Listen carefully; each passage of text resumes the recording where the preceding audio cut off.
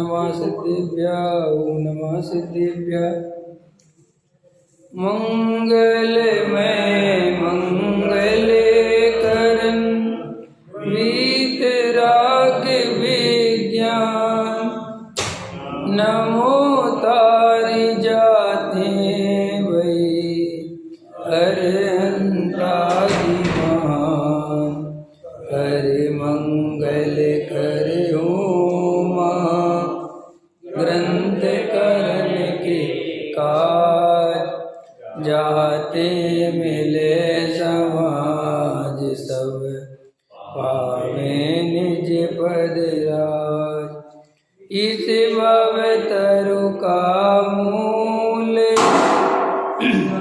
जानौ मिथ्या भाव ताको कर निर्मूल अब करिए मोक्ष उपाय।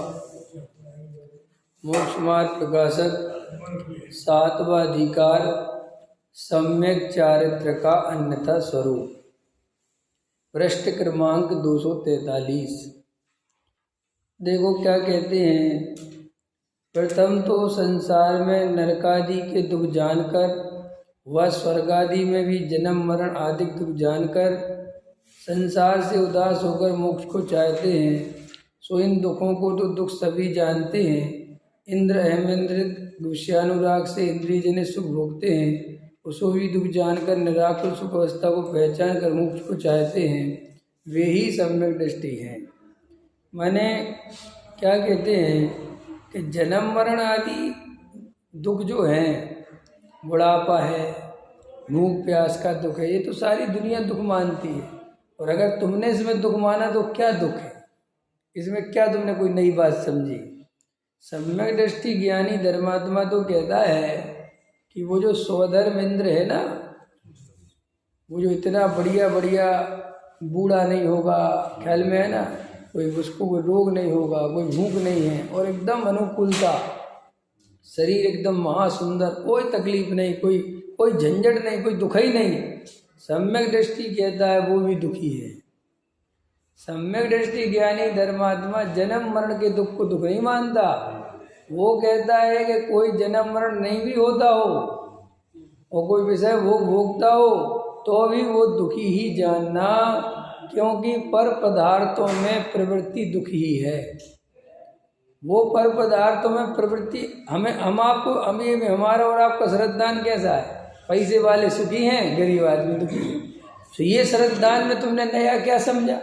ऐसा तो मूर्ख से मूर्ख आदमी है, उससे भी पूछो कि भाई मुकेश अंबानी सो होगा तो वो तो बहुत सुखी है, और ये गरीब झोपड़ी में रहते तो बहुत दुखी है। तो वो कहते इसमें कौन सी ऐसी नई बात तुमने जान ली कि साहब ये दुखी ये सुखी नहीं। सम्यक दृष्टि ज्ञानी धर्मात्मा तो किसे कहते हैं, जो अहमेंद्र आदिक विषयानुराग से इंद्रिय जनित सुख भोगते हैं, उसे भी दुख जानता है। सम्यक दृष्टि पंच इंद्रिय के विषय भोगों को सुख नहीं मानता। वो ये मानता है कि ये भी मोह के वशीभूत होकर जीव दुख को ही भोग रहा है। क्या ये पंच इंद्रिय के विषय भोग सुख नहीं है? अगर इनमें हमारी प्रवृत्ति है तो क्या बात की निशानी है, हम दुखी हैं कि सुखी हैं। हम दुख सुख कैसे लगाते हैं, हम सुख दुख लगाते हैं कि एक आदमी बढ़िया कपड़े पहने हुए, 5000 की ड्रेस और बढ़िया कोठी है 10 करोड़ की, हल में आया कि नहीं आया, और बढ़िया गाड़ी है, बढ़िया पत्नी है, बढ़िया बच्चे हैं, बढ़िया इज्जत है, शोहरत है, दौलत है, कहते आदमी सुखी है। श्री गुरु कहते नहीं, ये इतने मोह में रहता है, इसको मकान चाहिए, पत्नी चाहिए, बच्चे चाहिए, अच्छे कपड़े चाहिए, रोटी चाहिए, सब क्या है ये सब कि दुख है कि नहीं, सब उस पे है तो अरे है, ये सुख दुख की बात नहीं है। उसको जो भोगने की आकुलता है वो तो सबको ही चलती है, चाहे पुण्य के उदय वाले को हो चाहे पाप के उदय वाले को। पुण्य का उदय भोगने में आसक्त है और पाप का उदय वाला भोगने मिल जाए इसमें आसक्त है, इसकी आकुलता चलती है। भोगने वाले के पास ये आकुलता है कि ये बना रहे, ये छूट नहीं जाए, चला नहीं जाए। बड़े आदमियों के बच्चे होते हैं, अब एक ही 2 बच्चे हैं, अब घूमने गए हैं, करोड़ों अरबों की संपत्ति, अब घूमने तो जाएगा, तो यहाँ दुख दुख आकुलता लगी है, एक्सीडेंट ना हो जाए, मर ना जाए, शराब ना पी ले। तो जी आकुलता काहे चल रही है? ये मोह से चल रही है। तो श्री गुरु कहते जी काय बात का सुखी है? वो इंद्र है, ऊपर स्वर्ग आदि के भोग भोग रहा है। तो श्री गुरु कहते हैं आकुलता चलती है कि ये पर्याय छूटेगी तो क्या होगा, ये पर्याय छूट जाएगी, ये देव पर्याय छूट जाए तो आकुलता का विदो कहते हैं कि तुम जिसे दुख मानते हो कि साहब जन्म का दुख है, मरण का दुख है, बुढ़ापे का दुख है, भूख प्यास का दुख है ना। तो श्री गुरु कहते ये कोई धर्म का लक्षण नहीं है। ये तो दुनिया में किसी से भी पूछा वो भी कहता है साहब ये दुख मिट जाए तो बहुत बढ़िया बात है। जन्म मरण कौन करना चाहता है? बूढ़ा कौन होना चाहता है? भूखा कौन रहना चाहता है? ये सब जितने 18 प्रकार के दोष हैं कौन चाहता है? कोई नहीं चाहता। तो वो कहते इससे कोई तुम्हारा सम्यक दर्शन का श्रद्धान सच्चा नहीं है। श्रद्धान तो सच्चा जब है जब तुम्हें इंद्र आदिक भी मोह के वशीभूत हैं और वे भी दुखी हैं ऐसा दिखे। चूंकि इंद्र आदिक अपन को दिखते नहीं है, तो मैं इंद्र आदिक को ज़्यादा लेना नहीं चाहता। तो मैं यहाँ पर जो भी पैसे वाले हैं जिनकी कोठियाँ खड़ी हैं, जो तुम्हें मोटर बंगले में घूमते दिख रहे हैं, उनको देख के भी ये लगे कि कोई सुख नहीं है, सब दुख ही है। बड़े से बड़ा आदमी, करोड़पति, अरबपति, खरबपति, वो भी जरा जरा सी प्रशंसा के लिए मरा जा रहा है। मरा जा रहा है कि नहीं मरा जा रहा है? सम्राट बड़े बड़े अपनी दरबारी रखते हैं, पैसा देते हैं कि हमारे नाम की कविता लिख के लाओ, हमारी प्रशंसा करो। कह रहे तुम इतने बड़े सम्राट हो, इतना तुम्हारा ठाट बाट है, क्या रखा प्रशंसा में कि ना प्रशंसा करो। मोदी जी को भी जहाँ प्रशंसा पत्र मिलना होगा, जहाँ मान सम्मान मिलना होगा, तो वे वहाँ एरोप्लेन से चले जाएंगे। चाहे हिंदुस्तान मुसीबत में पड़ा हो, कोई क्या अभी मत जाओ, नहीं अभी तो जाना पड़ेगा, भाई उनने बुलाया बहुत, उससे बुलाया कि क्या बहुत उससे बुलाया क्या है ये सब। तो मैं किसी ने चने के पेड़ पर चढ़ा दिया, बस वहाँ नहीं है, बस आपके बिना कुछ नहीं होगा, पहुँच गया। यही है ना हमारे पहुँचने का कारण। तो श्री गुरु कहते हैं किसी का बहुत मान सम्मान हो रहा हो, किसी की बहुत ख्याति हो रही हो, किसी के बहुत पैसा हो, बहुत सब कुछ हो, तो भी तुम उसे देखना कि इसके मोह का चिन्ह है कि नहीं, ये मिथ्या दृष्टि है कि नहीं। अगर वो मिथ्या दृष्टि है तो वो सब दुख ही दुख चल रहा है, सुख की एक कणिका भी उसके पास नहीं है। हाँ, सम्यक दृष्टि धर्मात्मा जीव हो और महादुखों के पहाड़ हो, समझ लो, ऐसा समझ लो, उल्टा करो, महागरीबी हो, तकलीफ हो, तो भी उसके अंदर सुख की धारा बहती है।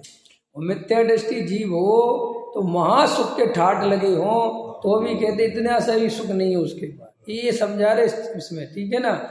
तो देखो, तथा विषय सुखादिक का फल नरकादिक है, शरीर अशुचि है, विनाशिक है, पोषण योग्य नहीं है, कुटुंबादिक स्वार्थ के सगे हैं इत्यादि पर द्रव्यों का दोष विचार कर उनका तो त्याग करते हैं। इसका खुलासा कर दिया है पीछे कि बहुत अच्छा है ये सब।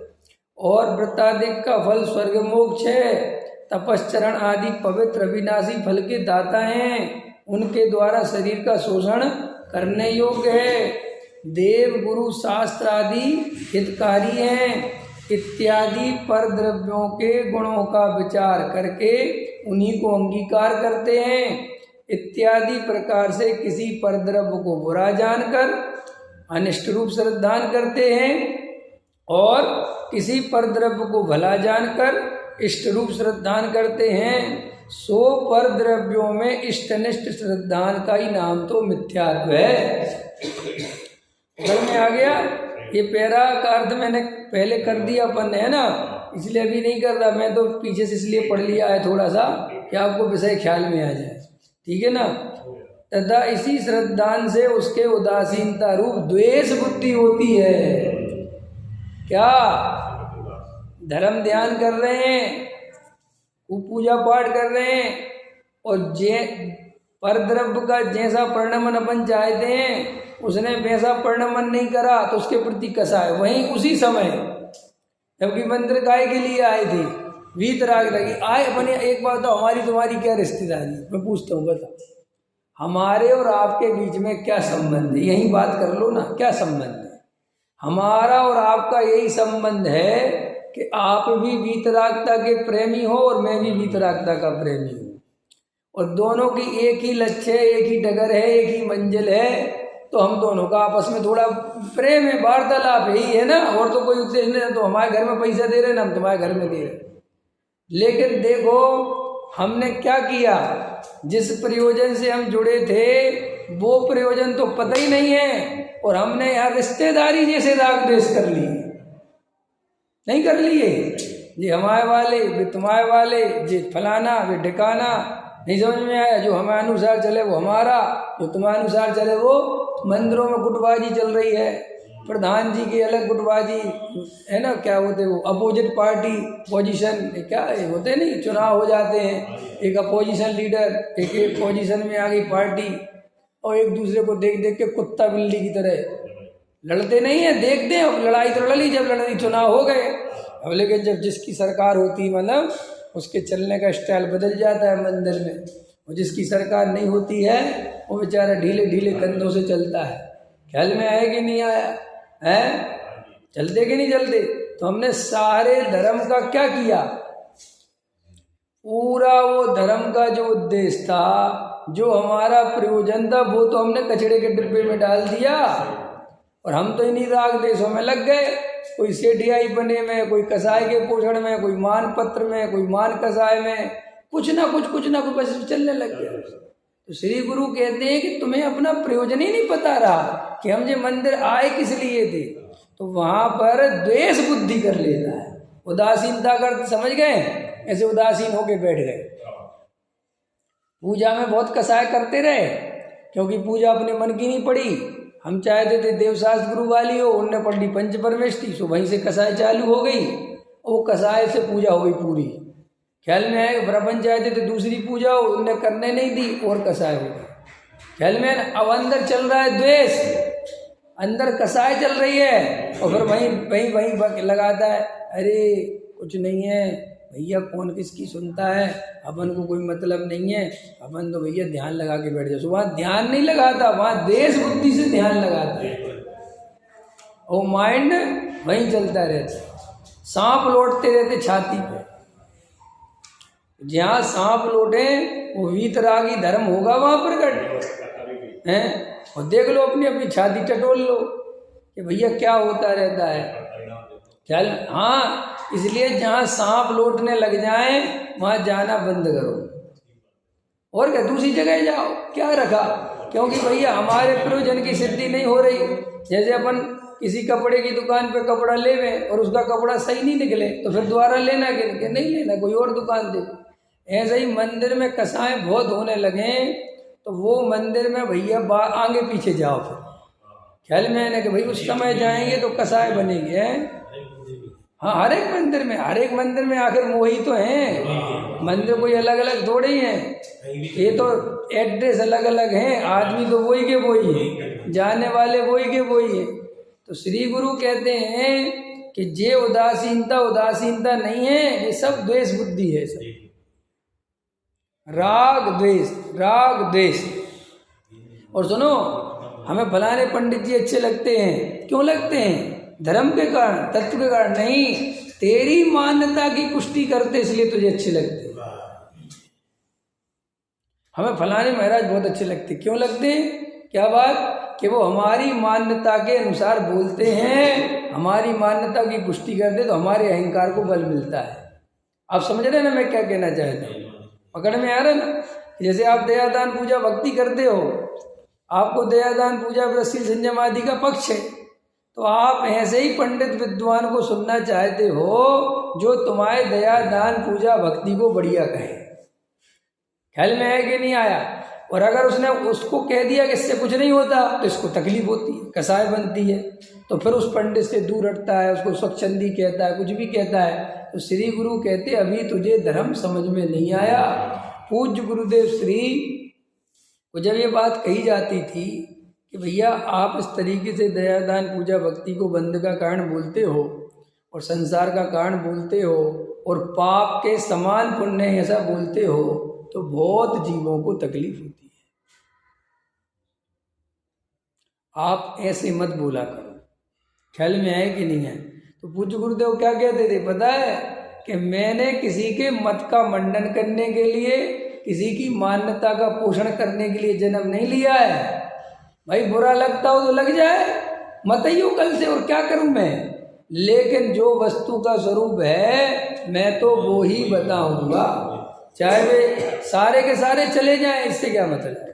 हम आपको खुश करने के लिए थोड़ी बैठे, हम कोई कवि थोड़ी हैं जो गा गा के तुम्हें खुश करेंगे। ख्याल में आए कि नहीं है? वो कवि होते दल बदलू, ख्याल में आए ना, जिसकी सरकार आ गई उसके गीत गाने लगे हैं। तुम्हारे मीडिया वाले जिसकी सरकार आ गई उसके, क्यों? उनको वही उनके तले काम करना है, उनके नीचे रहना है। अब वो सोचते हैं कि भाई सरकार इनकी है, अगर इनके खिलाफ बोलेंगे तो अपने चैनल पे कार्रवाई हो जाएगी, फालतू चक्कर मत फंसो, चलने दो, पैसा आने दो, सीधा खड़े थे ना। तो ऐसी पंडितियाई हो गई कि समाज से बना के चलो। पंडित विद्वान भी ऐसी सोचने लगे, आजकल तो महाराज भी सोचने लगे, सब समाज से बना के चलो, जो समाज को अच्छा लगता है वो बोलो। महाराज भी अपना चैनल बदल देते हैं। देखा ये कौन सी समाज है? ख्याल में है कि दिल्ली वाली समाज है। यहाँ कौन सा चैनल चलता है? कि यहाँ ये चलता है तो फिर कोई चैनल चला। या फिर बुंदेलखंड में पहुँच गए कि यहाँ कौन सा चैनल चलता है। ऐसे महाराज हैं जो दिल्ली में आके दिल्ली जैसा बोलते हैं और बुंदेलखंड में जाके बोलते दिल्ली में कोई धर्म नहीं। समझ में आया कि नहीं आया? वहाँ तो सब पापी रहते हैं और भाई पापियों को तारने में दिल्ली खुद आ जाते हैं और खुद पाप के दलदल में फंस जाते हैं। ख्याल में है ना? तो भैया श्री गुरु कहते हैं ये उदासीनता द्वेष रूप है, ये कोई धर्म नहीं है। ठीक है ना? क्योंकि किसी को बुरा जानना उसी का नाम द्वेष है। अब आगे देखो, अब यहाँ से पढ़ना था अपने को। कोई कहेगा सम्यक दृष्टि भी तो बुरा जानकर परद्रव्य का त्याग करती है। ये प्रश्न किया। सम्यक दृष्टि भी तो कहता है भाई ये संसार में कुछ नहीं लगा, स्त्री पुत्र मकान दुकान सब स्वार्थ के साथी हैं, वो भी तो आगे बुरा ही जान के त्याग करता है। तो अगर हमने त्याग कर दिया तो क्या दिक्कत है? हैं? देखो क्या कहते हैं ये गजब। देखो ये जो लाइन दी टोडरमल जी ने, पढ़ो। सम्यक दृष्टि पर द्रव्यों को बुरा नहीं जानते। एक नंबर पर नोट करो, सम्यक दृष्टि पर द्रव्यों को बुरा नहीं जानते। इसका उल्टा भी करो, भला भी नहीं जानते। ठीक है? अपने राग भाव को बुरा जानते हैं। वो तो ये जानते हैं कि जो बेकार है, ये जो मुझे परद्रव्य के प्रति राग आ रहा है, असली दुख का कारण तो ये है। और राग मिथ्यात्व सहद हो तो पर कहने क्या। ख्याल में है ना? सम्यक दृष्टि की तो मिथ्यात्व नहीं है, लेकिन जो शेष राग है वो उस राग से दुख मानता है, परद्रव्य से नहीं। सम्यक दृष्टि कभी ये नहीं मानता कि मैं ये घर गृहस्थी में घिरा हुआ हूँ, ये मेरी पत्नी थोड़ी अच्छी नहीं है, मेरे बच्चे अच्छे नहीं हैं, ये समाज अच्छा नहीं है, मैं तो इसके कारण परेशान हूँ, बाकी मैं तो भगवान आत्मा हूँ ना। ऐसा महामिथ्या दृष्टि मानता है। सम्यक दृष्टि कहता है कि ना समाज अच्छा है न समाज बुरा है, ना परद्रव्य अच्छा है ना बुरा है, ये तो मेरा राग है। नहीं समझ में आया?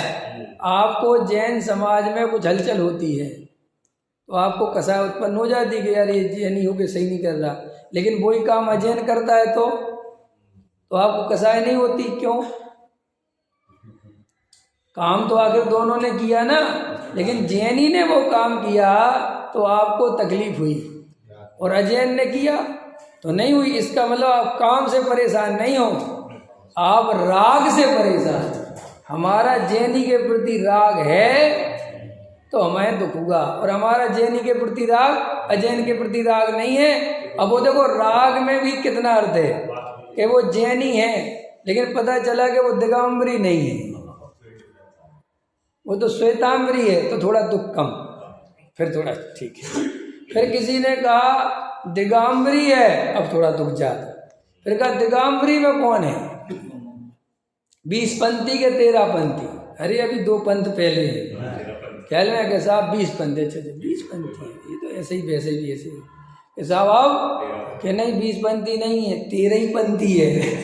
अरे 13 पंथी दिगंबर जी, अच्छा ऐसा कर दिया कि सुनो और आगे सुनो, मुमुक्षु है कि गैर मुमुक्षु, ख्याल में है कि नहीं है कि साहब गैर मुमुक्षु है, तो ठीक है, गैर मुमुक्षु तो वैसे तत्व अभ्यास तो करते नहीं, इनका क्या है, ख्याल में है कि नहीं है। फिर किसी ने कहा नहीं नहीं मुमुक्षु है, अरे मुमुक्षु कैसे करते, ख्याल में है नहीं है। फिर आगे चलो फिर मुमुक्षु में 2 भेद, ख्याल में है कि नहीं है। जयपुर वाला है कि गुजराती वाला है, सोनगढ़ वाला है कि तीसरा इधर ना अमायन वाला है, समझ में आए कौन सा वाला है।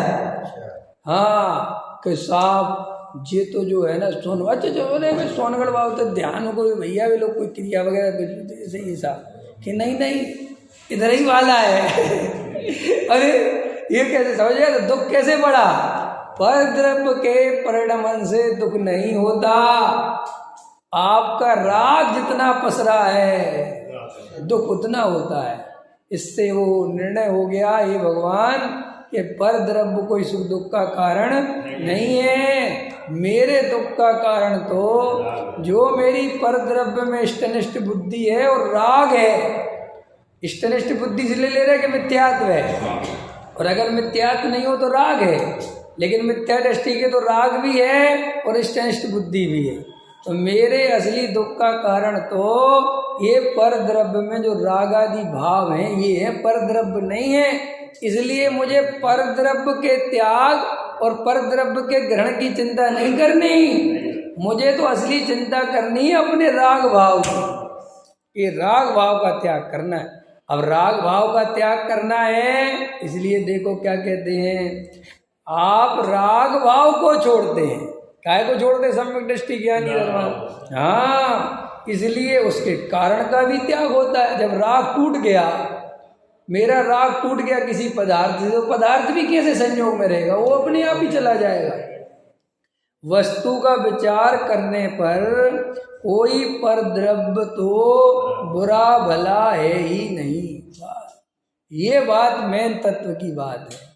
देखो भाई, आपको गहराई से वस्तु स्वरूप का अभ्यास होना चाहिए।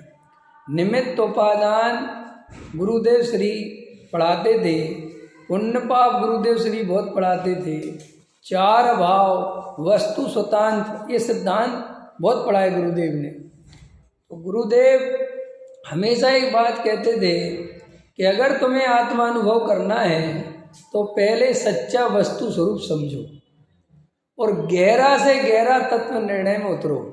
जैसे कार्य उपादान से होता है, कार्य निमित्त से नहीं होता, इस पे कितना भरोसा है। आपने वो परिभाषा याद कर ली, उपादान से कार्य होता है निमित्त से नहीं होता, इससे बात नहीं बनेगी। आपका श्रद्धान क्या है, हमारी सारी दृष्टि निमित्त की है, बोलो है कि नहीं। हम निमित्तों से अपने को सुधारना चाहते हैं, उपादान की तरफ ध्यान नहीं है।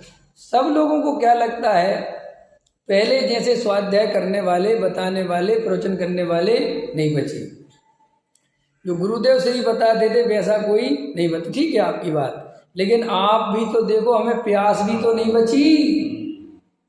अरे गुरुदेव श्री नहीं रहे, लेकिन गुरुदेव श्री का माल तो है। जैसे बड़ी बड़ी कंपनियां होती हैं, कोई 100 साल पुरानी होती है, कोई 80 साल पुरानी होती, कोई 150 वर्ष पुरानी होती, तो उसका माल कैसे चलता रहता है। उसने जिसने मालिक ने वो माल बनाया था, जिसने वो शुरुआत करी थी, वो तो मर गया, क्योंकि 100 वर्ष तो रहेगा नहीं, तो वो चलती कैसे रहती। क्योंकि मालिक तो मर गया, लेकिन वो जो बनाने का फॉर्मूला है। अजय बच्चन जी नहीं जाते फैक्ट्री, उस दिन बाद चेयरमैन जी भी छोड़ देंगे, तो इनकी फैक्ट्री बंद हो गई, बंद हो जाएगी। अरे प्रश्न है मेरा, या किसी की भी लगा लो, तो हमारे सामने बैठी इसलिए बोल रहा हूँ, बंद हो जाएगी कि बंद क्यों नहीं होगी भाई। जो पिताजी ने वो माल बनाने का तरीका सीखा था, जो उसका फॉर्मूला था, वो तो सेट है ना, और वो अपने बेटे को बता दिया कि ये फॉर्मूला है, इससे माल बनता है और ऐसे बेचना, बात खत्म हो गई। तो ग्राहक को क्या कहता है, VS जैन का माल। अब जबकि VS जैन तो यहाँ रह रहे, BHG को खुद ही नहीं पता कि कहाँ कहाँ माल बिक रहा है। नहीं समझ, वो कह रहा किसका माल है साहब BHG, अरे BHG का माल तो आँख बंद करके लगा। और जबकि BHG उससे पूछो कि भाई कहाँ है, भाई तो कह रहे हम तो स्वाध्याय में, हमने पूछा कौन सा माल। नहीं साहब आपके यहाँ से आया तो आया होगा, बेटे ने भेजा होगा। तो देखो जैसे लोक में व्यक्ति जाने पर भी माल है तो बात बनती है, लेकिन तुम्हें माल लेना ही नहीं हो तो, तुम्हें माल खरीदना ही नहीं हो तो, कि भाई व्यक्ति भी बैठा रहे तो क्या कर लेगा वो। पूज्य गुरुदेव श्री जब थे तब भी तो पूज्य गुरुदेव श्री का विरोध करने वाले, उनको गाली देने वाले थे ना। सबरे के सब मुमुक्षु क्यों नहीं बना गए वो, कि भाई जिनकी योग्यता थी वे ही बनते हैं। हर कोई बन जाए ऐसा 3 काल में संभव ही नहीं है, वस्तु स्वरूप नहीं है। 6 महीने 8 समय में 608 जीव मोक्ष जाते हैं। जैसे ये पत्थर की लकीर है ना, इसे कोई नहीं मिटा सकता, ऐसे ये भी सत्य है कि हर कोई मुमुक्षु बन जाए ये वस्तु का स्वरूप नहीं है। मुमुक्षु तो कोई 1 लाख आदमी समझ लो अगर स्वाध्याय सुनते हैं तो उसमें से पक्के और सच्चे मोक्षु 10-20 तैयार होते हैं। ख्याल में आया ना। भले ही वो भीड़ बहुत दिखती है, भीड़ से आप कभी आकलन मत करना, भीड़ तो भीड़ है। अभी लगा दो बाहर भीमगली के बाहर कि आज बहुत जबरदस्त भक्ति और नृत्य होने वाला है, बाहर से कलाकार बुलाए, नाटक होने वाला है, बम्बई से कलाकार है, यहाँ आदमी नहीं बनेगा। ख्याल में आया कि नहीं आया? तो वे क्या सवेरे मोक्षु हो गए क्या? ये भाई तुम चाहे मोक्षु के मंदिर में नाटक करो, चाहे रामलीला में नाटक करो, चाहे बिहारी के मंदिर में करो, चाहे स्थानक में करो, चाहे सिंगारी में करो, चाहे लाल किले पे करो, नाटक देखने हमेशा जनता बेचैन है, वहाँ पहुँचेगा। और हम लोगों ने उस भीड़ को आधार मान लिया है धर्म का, इसलिए लोग भीड़ आ जाए, भीड़ आ जाए, मुमुक्षु आ जाए, ये अब आजकल हमारा उद्देश्य नहीं है। भीड़ आ जाए, मंदिर भर जाए, ये हमारा आधार है। इसलिए जिन आधारों पे आपकी जिंदगी चल रही है वे आधार और पैसा इकट्ठा हो जाए, सीधा खड़े। और एकदम सही तो कह रहे हैं कि भीड़ भी इसीलिए बुलानी है, और काय कौन सी भीड़ की पूजा करनी है ना। भीड़ बुला के बस पैसा लेना है, और पैसा दे जा और मर जा, और हमें क्या मतलब। तो सारे जगत में ये जो माहौल क्रिएट हो रहे हैं, इतने समझ लो पंचम काल का प्रभाव पड़ते ही चला जा रहा है। अब जीवों को वास्तव में गहरे तत्व की रुचि नहीं पड़ी, बची उन जीवों को जिनको पहले थी, उनको भी मुरझा गई, उनको भी अब संसार में ही बस खो गए, या अपने संजोगों में फंस गए, बस चले गए और बूढ़े हो गए, अब कुछ नहीं बचा। ख्याल में जो पहले थी ना, एक्चुअली वो ऐसा क्यों हुआ कि तत्व तो समझा, तत्व की रुचि भी लगी, लेकिन तत्व का प्रयोग नहीं किया। और प्रयोग नहीं किया तो भाई ज़्यादा दिन वो कहानी टिकने वाली नहीं है। जैसे ये शरीर शिथिल होगा या जरा सा पाप का उदय आएगा, तुम 1 मिनट में सब छोड़ दोगे। क्यों? पुण्य के उदय में जो भी अनुकूलता में तुमने तत्व ग्रहण किया था, लेकिन अनुभव तल तक नहीं पहुँचे थे, वो पाप के उदय में छूट जाता है। इसलिए जिन जीवों के विशेष उदय आ गए, शरीर संबंधी कोई उदय आ गया, संयोग संबंधी कोई उदय आ गया, वो मंदिर ही छूट गया। अब बस इतना रह गया कि हम तो बने बनाए भगवान हैं। क्या बचा उनके पास? हम तो बने बनाए भगवान हैं साहब, हम तो बने रहो।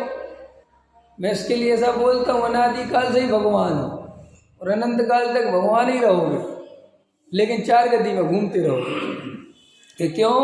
कि भगवान आत्मा हूँ, ये बोलना, ये सुनना काफ़ी नहीं है, ये अनुभव करना तब बात बनेगी। और अनुभव करने के लिए द्रव्य कर्म, भाव कर्म, 9 कर्म से भेद ज्ञान पक्का चाहिए।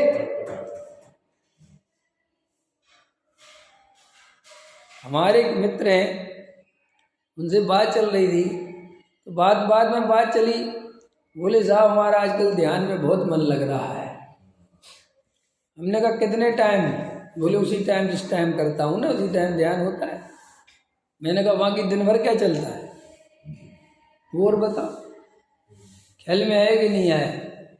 कि दिन भर तो काम धंधे जो भी हैं चलते हैं, उनका तो भेद ज्ञान भी चलता है। लेकिन मैंने उनको समझाया कि अगर ये कमी हो तो विचार करना, नहीं हो तो कोई बात नहीं।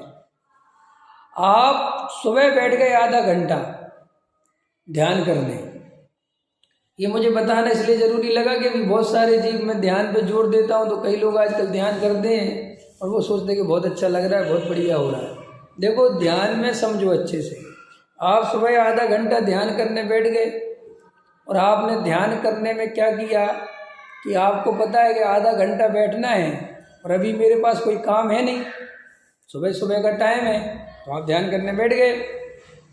तो आपने क्या है कि जो मैं तो जानने देखने वाला आत्मा हूँ, मैं तो जानने देखने के अलावा कुछ नहीं करता, ये शरीर आदि मेरे से भिन्न है, ये संयोग आदि मेरे से भिन्न है, ये द्रव्य कर्म नो कर्म आदि मेरे में नहीं है, मैं तो एक त्रिकाली ध्रुव ज्ञायक तत्व हूँ। और ऐसे अपनी रीढ़ की हड्डी सीधी करी और बैठ गए। अब आप बैठे रहे तो आपको शांति तो मिलेगी, आपको निराकुलता का भी वेदन होगा, आपको लगेगा बहुत अच्छा लग रहा है। और आपने ऐसा आधा घंटा ध्यान किया और आप चले गए और आप यहाँ से जाने के बाद दिन भर अपने लौकिक जीवन में बिल्कुल व्यस्त हो गए और इतने व्यस्त हो गए कि कोई होश नहीं। समझ में आया कि नहीं है? कोई होश नहीं, दिन भर हो गया लगे रहे व्यापार में, धंधे में, राग द्वेष में, मोह में, कोई पता नहीं चला कि मैं कौन हूँ। ख्याल में आया कि नहीं आया? और अगले दिन सुबह फिर बैठ गए कि मैं तो भिन्न हूँ। तो ये असली ध्यान नहीं है, ये तो गंगा में नहाने जैसा है। ख्याल में आया कि नहीं आया? और ये अकेला समझो ध्यान से, ये अकेला ध्यान की बात नहीं है।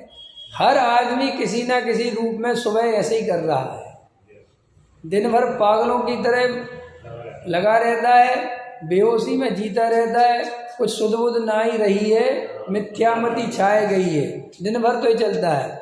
तो कई लोगों ने अलग अलग तरीके से चीज़ें पकड़ रखी हैं। जैसे कई लोगों ने सुबह का प्रक्षाल पकड़ रखा है, वे सुबह प्रक्षाल में पहुंच गए, भगवान के ऊपर अभिषेक कर लिया, कपड़े से बढ़िया खूब रगड़ रगड़ के पहुँच के भगवान विराजमान कर दिए, वे दिन भर की छुट्टी। वे सोचते अपन ने सर्वोत्कृष्ट काम कर दिया। ख्याल में है ना? अभी गहराई से समझो ये बात। और अपने को बिल्कुल मस्त हैं, पर अपने पूजा भी नहीं करते कई लोग। तो ख्याल में ना, पूजा भी छोड़ देते। वो कहते हैं इससे बड़ा कोई काम नहीं दुनिया का, तो छोड़ो। वो वहाँ की निकल गए, वो वहाँ के निकल के बड़ी अच्छा नाश्ता वास्ता किया। और कई लोगों की अगर नींद पूरी नहीं होती तो सो भी जाते हैं घंटा डेढ़ घंटा समझ में आ रहा?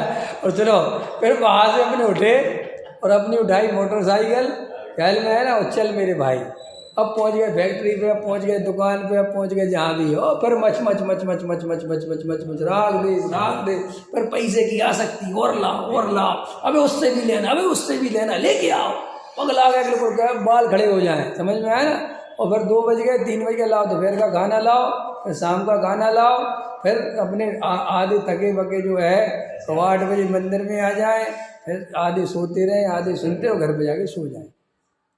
अब एक तो ये हो गया। अब दूसरा हो, किसी को ये समझाया कि भाई ये पूजा पाठ से कुछ नहीं होता, ध्यान करो।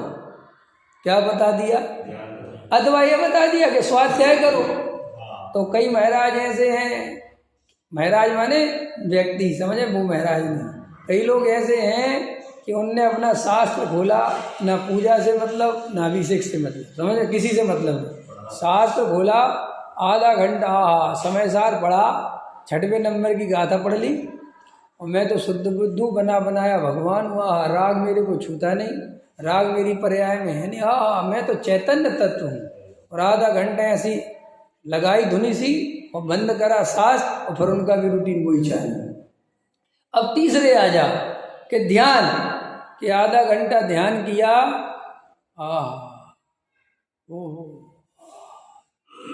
पंडित जी ने कहा था एकांत में ध्यान लगाना, और आधा घंटा करा और बाकी फिर वही सुध बुध ना ही रही है, मिथ्यामति छाई गई है। और मज़ेदार बात इसमें ये है कि चूंकि तुम तीनों अभ्यास रोज करते हो अलग अलग रूप में, तो इनमें धीरे धीरे मन भी बहुत लगने लगेगा। अगर ध्यान करोगे तो ध्यान में धीरे धीरे विकल्प शांत होने लगते। क्यों? कि वो तो भाई आपकी इमेज पे निर्भर करता है। आपने आधा घंटा सोच लिया कि मुझे कुछ सोचने की शांति, बैठ गया मैं तो बस मुझे कोई, क्योंकि अब मुझे यही तो करना है, दिन भर तो मैं काम देखूंगा। ख्याल में अभी बस आधे घंटे की तो बात है, तो आप आधा घंटा निकाल सकते हो। ऐसे पूजा वाले हैं, जब शुरू में अपन पूजा करते हो, किसी ने कह दिया एक पूजन करनी है तो आपका ज़्यादा मन लगता है। देखना आप साइकोलॉजी है अपने अंदर। जैसे किसी ने कह दिया एक पूजन करनी है बस, तो आपकी वो पूजन बहुत अच्छे से होगी। लेकिन किसी ने पहले ही कह दिया कि 3 करनी है, तो वो पहली भी अच्छे से नहीं होगी। अकड़ में आ गई कि नहीं आई? क्योंकि आपकी साइकोलॉजी डिपेंड इस बात पे करती है कि मुझे कितनी देर यहाँ रहना है। पकड़ में आ रहा बस जी। जैसे आपसे किसी ने कह दिया 45 मिनट का मुझे, हाँ ठीक है बैठो, आपको मन मिला। और किसी ने कह दिया 3 है, एक के बाद एक है, तो तुम तो सोचने लगते हैं मैं किस में बैठूं। अब मैं बाद वाले बैठूंगा तो ठीक रहेगा, शुरू में बैठूंगा तो फिर उठूंगा कैसे बीच में से। नहीं समझ में होता है कि नहीं होता? अब लोगों को समझ में तो आता नहीं कि आप इसमें धर्म वरम का कोई लेना देना नहीं है। आपका एक टाइम पीरियड है और वो टाइम पीरियड के अंदर आपको बांध दिया गया है, तो आप झील जाते हो। ख्याल में आया कि पहले पता 3 घंटे की फिल्म होती थी, पहले 3 साढ़े 3 घंटे की फिल्म होती थी। फिर लोगों ने देखी, बनाने वालों ने क्या, लोगों की कैपेसिटी घटती जा रही है। अब ये 3 घंटे की फिल्म में मन इसलिए फ्लॉप हो रही है कि फिल्म ज़्यादा खिंच गई। पकड़ में आया? फिल्म तो बढ़िया थी लेकिन खिंच इतनी गई कि भाई साहब वो जो है फ्लॉप हो गई। तो उन्होंने कहा कि अब 2.5 घंटे की करो। अब 2.5 घंटे से 2.25 घंटे की करो, और अब 2 घंटे की कर दी।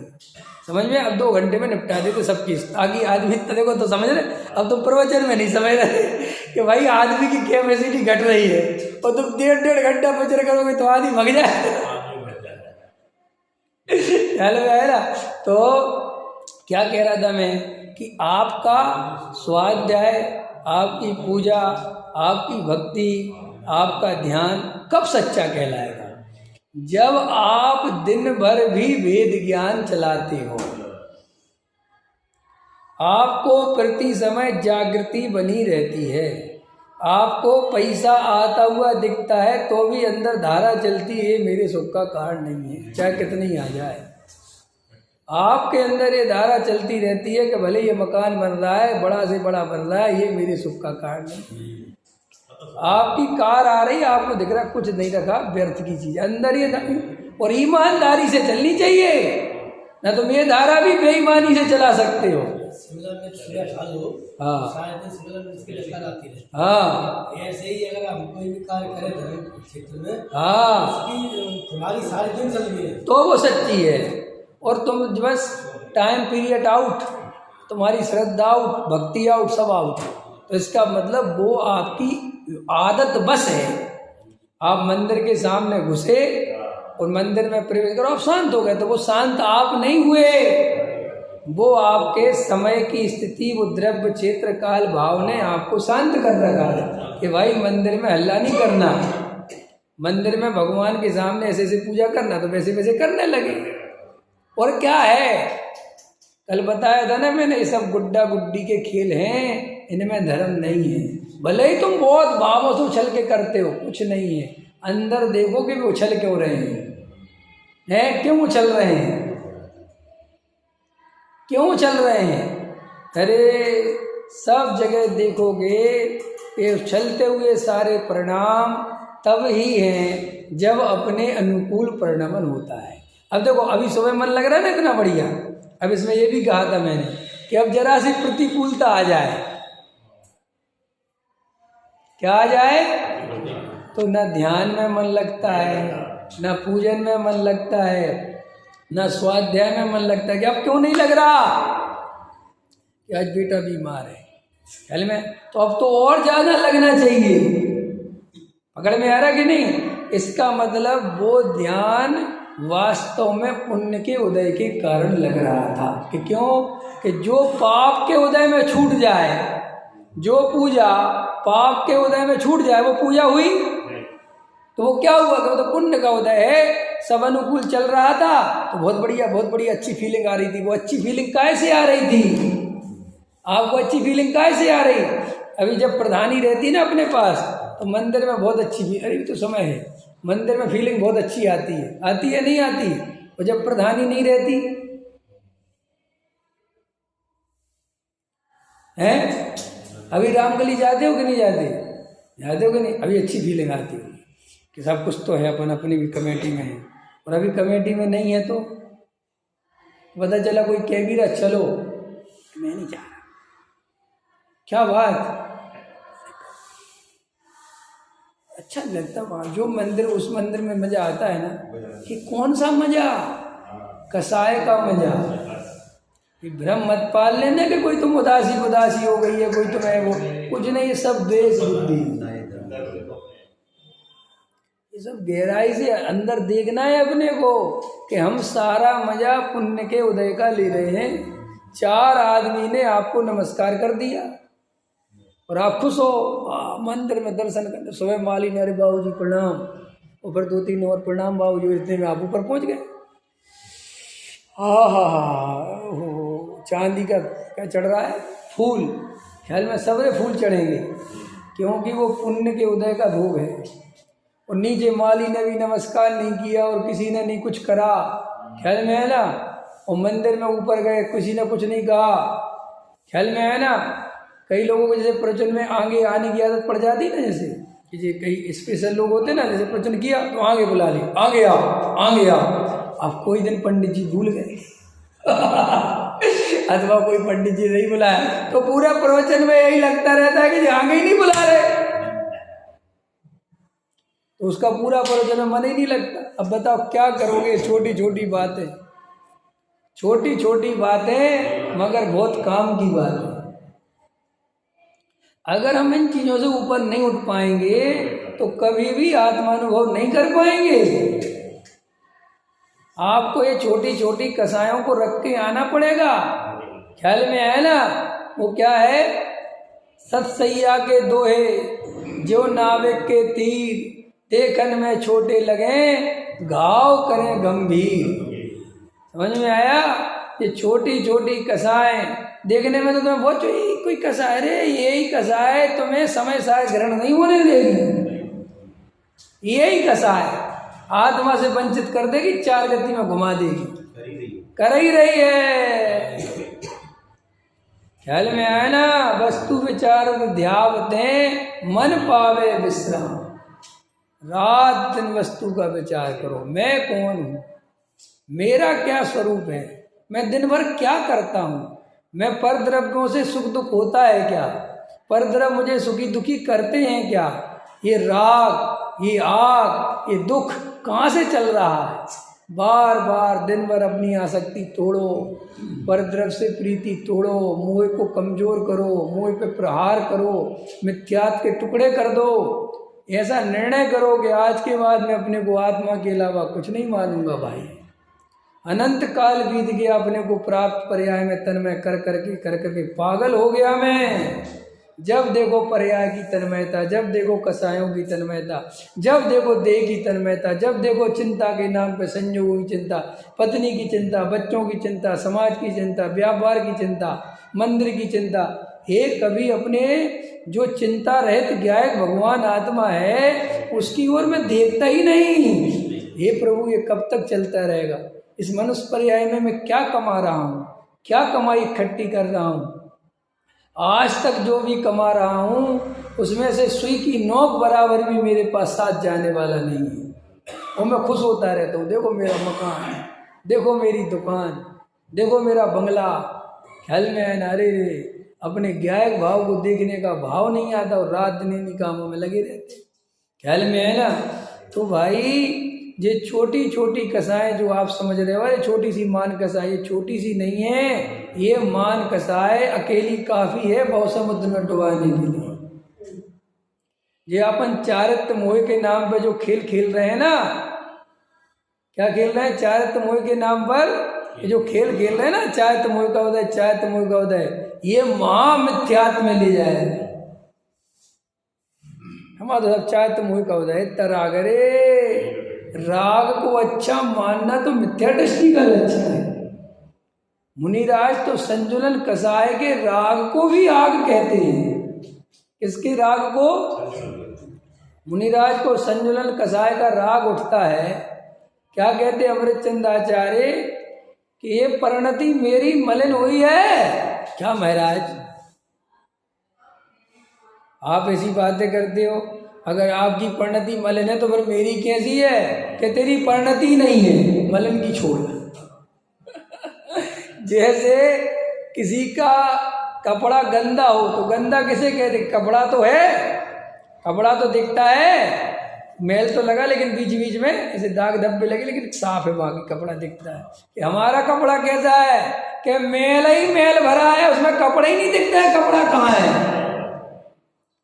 समझ में आया? इसलिए मुनिराज कहते हैं कि मेरी परिणति मलिन हुई है। कि महाराज मेरी, जिसके पास मिथ्यात्व है उसकी परिणति मलिन मलिन नहीं होती, उसकी परिणति ही नहीं होती। मिथ्यात्व के सामने कोई परिणति वर्णति नहीं होती। समझ में आया कि नहीं? उनकी परिणति बहुत अच्छी है। अरे मूर्ख पने की बात करते हो। द्रव्यलिंगी मुनि की परिणति को भी परिणति नहीं कहा। उनने कहा कि मिथ्या दृष्टि है, और जो मिथ्या दृष्टि है उसके हमारे सामने ये कसाय बसाय की बातें मत करो, क्योंकि इससे बड़ा मिथ्यात्व, इससे बड़ी कसाय, मिथ्या से बड़ी कसाय दुनिया में कोई दूसरी। ये निर्णय अपना होना चाहिए, ये निर्णय अपन को करना है। मजबूती से बैठो, आत्मा के अनुभव में लगाओ ताकत, और दिन भर वेद ज्ञान चलाना। पुण्य के उदय के भेद ज्ञान को भेद ज्ञान मत मान लेना कि बढ़िया बढ़िया भोजन मिल गया तो कहते फिर रहे कि मैं तो भोजन से भिन्न हूँ, भोजन मेरे में है ही नहीं, मैं भोजन करता ही नहीं। ये बात जब कहना जब भोजन तुम्हारे मन का ना हो,